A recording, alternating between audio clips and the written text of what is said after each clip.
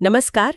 आज हम एक ऐसी शख्सियत की कहानी में उतर रहे हैं जिनका नाम वीरता, संघर्ष और बलिदान का पर्याय है। हाँ बिल्कुल। छत्रपति संभाजी महाराज। हाँ हमारे पास Chhaava the saga of Sambhaji film से जुड़े कुछ आप कह सकती हैं दस्तावेज और नोट्स हैं जी। और इनके जरिए हम संभाजी महाराज के जीवन और उनकी विरासत को समझने की कोशिश करेंगे। बिल्कुल, ये जो हमारे पास जानकारी है इसके आधार पर देखते हैं। तो हमारे हाथ में है इस फिल्म की कहानी के कुछ अहम हिस्से, कुछ नोट्स। आज हमारा काम है इन कागजात के आधार पर संभाजी महाराज की जिंदगी की अहम घटनाओं, उनके सामने आई चुनौतियों और इतिहास पर उनके असर को जरा टटोलना। हाँ, गहराई से देखते हैं इसको। कहानी शुरू होती है एक बड़े सदमे से। छत्रपति शिवाजी महाराज का निधन। बहुत बड़ा झटका था वो। हाँ, दिल्ली में बैठे मुगल बादशाह औरंगजेब को लगता है बस अब मराठा ताकत का खेल खत्म। उसे तो लगा कि बस अब दक्कन हाथ में आ गया।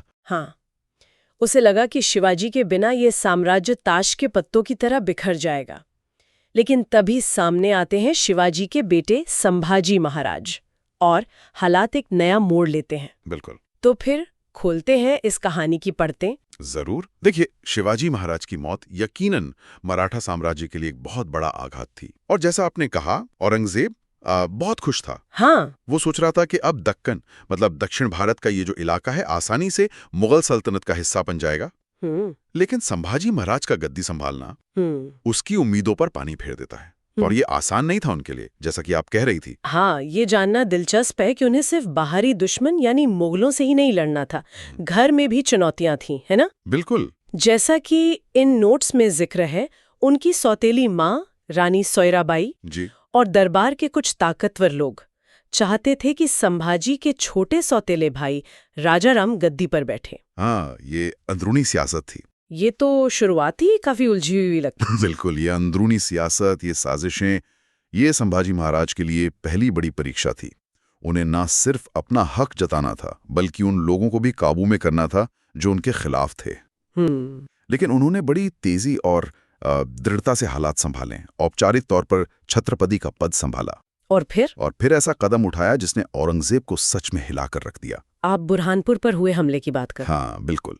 इन नोट्स में उसे एक बहुत ही दिलेर और चौंकाने वाला हमला बताया गया। सही। ऐसा लगता है जैसे संभाजी महाराज ने गद्दी संभालते ही ऐलान कर दिया कि वो दबने वाले नहीं हैं। सही कहा आपने। बुरहानपुर उस वक्त मुगलों का एक बेहद अहम और आप कह सकते हैं अमीर सूबा था, दक्कन का प्रवेश द्वार जैसा। अच्छा। संभाजी महाराज ने उस पर इतना जबरदस्त हमला किया कि मुगलों को भारी नुकसान हुआ।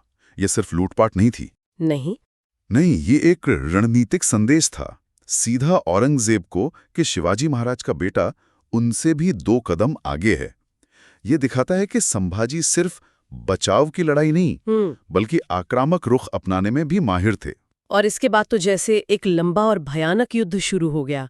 9 साल, ये एक छोटा वक्त नहीं होता। बहुत लंबा समय है। और वो भी सीधे मुगल बादशाह औरंगजेब के खिलाफ, जिसने अपनी पूरी ताकत झोंक दी थी। हाँ, ये समझना जरूरी है कि ये कोई मामूली लड़ाई नहीं थी। औरंगजेब, जो उस वक्त हिंदुस्तान का सबसे ताकतवर शासक था, अपनी पूरी शाही फौज, अपने बेहतरीन सेनापति, सब कुछ लेकर दक्कन में आधम का। पूरी ताकत से उसने कसम खाई थी कि वो मराठों को जड़ से उखाड़ फेंकेगा, संभाजी को झुका देगा। ये उसके लिए आप कह सकते हैं इज्जत का सवाल बन गया था। अच्छा। वो सालों तक दक्कन में डेरा डाले रहा। लेकिन संभाजी महाराज टिके रहे।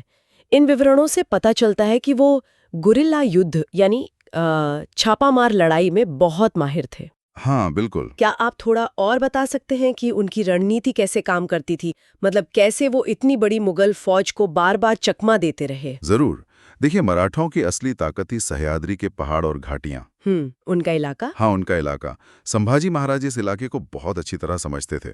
उनकी रणनीति थी छोटी टुकड़ियों में अचानक हमला करो, दुश्मन को जितना हो सके नुकसान पहुंचाओ और फिर तेजी से गायब हो जाओ। अच्छा। वो मुगलों की सप्लाई लाइनों पर हमला करते, उनके छोटे ठिकानों को निशाना बनाते। बड़ी लड़ाई से बचते थे। हाँ, बड़ी लड़ाइयों से बचते थे जहां मुगलों की संख्या ज्यादा थी।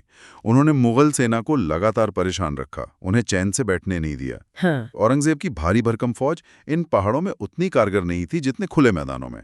वो इस पहाड़ी चूहे की रणनीति से सच में बहुत खींच गया था। कमाल है। यानी एक तरफ विशाल शाही सेना, दूसरी तरफ गिने चुने संसाधनों के साथ लड़ते मराठे। बिल्कुल। तक टक्कर देना। आसान नहीं था। और इन नोट्स में महारानी येसुबाई का भी अहम जिक्र है। ऐसा लगता है कि वो सिर्फ एक रानी ही नहीं थी, बल्कि संभाजी महाराज की ताकत का एक जरूरी हिस्सा थी। बिल्कुल सही कहा आपने। महारानी येसुबाई का किरदार अक्सर इतिहास में उतना उजागर नहीं होता, लेकिन इन स्रोतों से साफ है कि वो असाधारण महिला थी। जी। जब संभाजी महाराज युद्ध के मैदान में मुगलों से लोहा ले रहे होते थे, तब येसुबाई पीछे रायगढ़ में या जहां भी राजधानी होती, हाँ, राज्य का पूरा कामकाज संभालती थी। प्रशासन, न्याय, दरबारियों से तालमेल, ये सब उनकी जिम्मेदारी थी। अच्छा, यानी पूरा बैकएंड वो संभाल रही थी। हाँ, बिल्कुल। वो संभाजी की सबसे भरोसेमंद सलाहकार और साथी थी। उनकी ये साझेदारी संभाजी महाराज को भारी मोर्चे पर ध्यान लगाने की आज़ादी देती थी।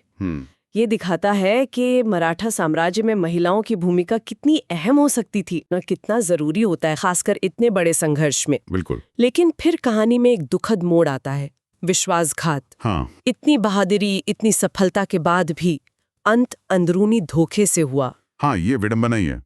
कई सालों तक औरंगजेब की लाखों की फौज संभाजी महाराज को पकड़ नहीं पाई। वो लगातार जगह बदलते रहे, दुश्मनों को चकमा देते रहे, लेकिन आखिर में, जैसा इन नोट्स में बताया गया है, उनके अपने ही एक रिश्तेदार गणोजी शिर्के, उन्होंने मुगलों को उनका ठिकाना बता दिया, संगमेश्वर नाम की जगह पे। हाँ, संगमेश्वर में। वो अपने कुछ भरोसेमंद लोगों के साथ एक बैठक कर रहे थे। क्या इन दस्तावेजों में इस बात का कोई संकेत है कि शिर्के ने ऐसा क्यों किया?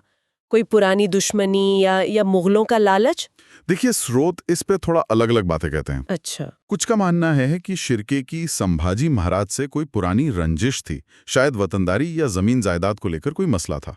कुछ कहते हैं कि मुगलों ने उसे बड़ा लालच दिया था। वजह जो भी रही हो, नतीजा भयानक हुआ। नतीजा ये हुआ कि मुगल सेनापति मुकर्रब खान ने अचानक संगमेश्वर पर धावा बोल दिया। संभाजी महाराज और उनके साथ मौजूद कवि कलश उनके सलाहकार और दोस्त। हाँ, सिर्फ कवि नहीं, अहम सलाहकार और दोस्त भी थे। वो लोग तैयार नहीं थे इस हमले के लिए, अनप्रिपेयर्ड थे। और वहां क्या हुआ? जाहिर है उन्होंने लड़ने की कोशिश की होगी। बिल्कुल। बताया जाता है कि वहां जबरदस्त लड़ाई हुई।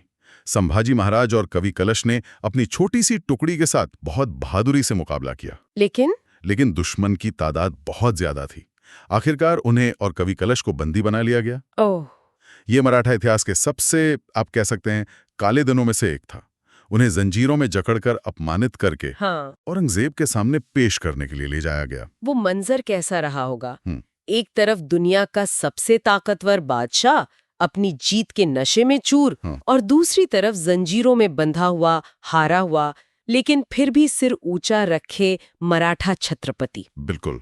इन नोट्स में औरंगजेब की पेशकश का जिक्र है, जो सिर्फ राजनीतिक नहीं लगती, कुछ और भी था उसमें। सही कहा। औरंगजेब ने संभाजी के सामने शर्तें रखी जो बेहद अपमानजनक थीं। क्या शर्तें थीं? उसने कहा, अपना सारा खजाना सौंप दो, अपने किले दे दो, उन सभी मराठा सरदारों के नाम बताओ जिन्होंने तुम्हारा साथ दिया है। अच्छा। और सबसे बड़ी शर्त, इस्लाम कबूल कर लो। ओ, धर्म परिवर्तन। हाँ, अगर ये सब मान लेते हो तो तुम्हारी जान बख्श दी जाएगी।